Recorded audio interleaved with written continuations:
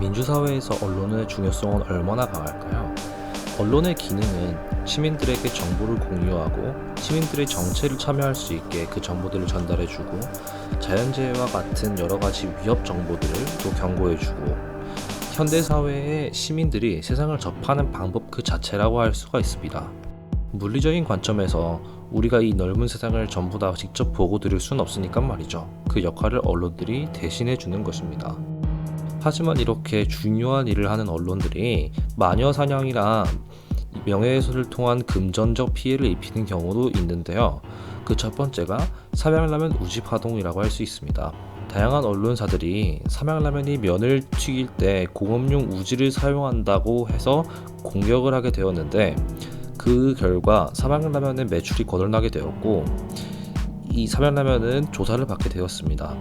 하지만 보건사회부에서 삼양라면이 우지를 사용해서 면을 튀기는 것이 사실 인체에 무해하다고 결론이 났으며 대법원까지 간 소송도 무죄를 받게 되었습니다. 하지만 삼양라면은 이미 돌이킬 수 없는 피해를 얻은 상태였고 그 보상은 누구도 해주지 못했죠. 그것 이외에 또 마녀사냥으로 유명한 사건이 푸드코트 국물녀 사건이 되겠습니다. 인터넷 커뮤니티 중 하나인 네이트판에 어떤 아이에게 뜨거운 국물을 쏟아서 얼굴이 화상을 입었는데도 불구하고 사과조차 하지 않고 도망갔다는 것으로 주장하는 그 아이의 어머니로 추정되는 사람이 쓴 글이 있었습니다. 글이 공개되자 국물을 부었다고 알려진 여자는 엄청난 비난을 받게 되었는데요.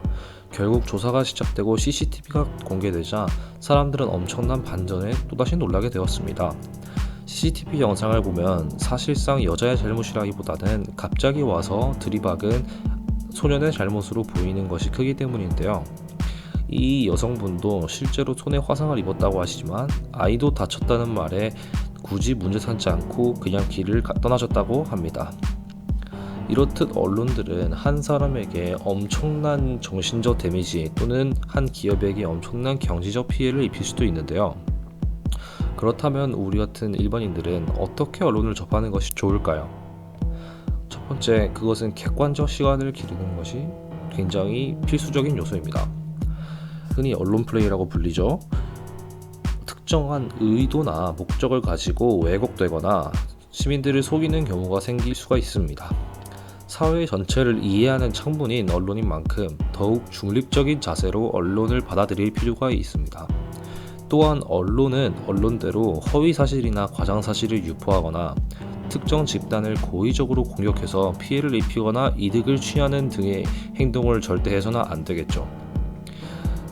우리 모두가 언론에 더 큰 관심을 가지고 사회 전체를 더 바르고 깨끗한 창문으로 바라볼 수 있게 되면 좋겠습니다. 감사합니다.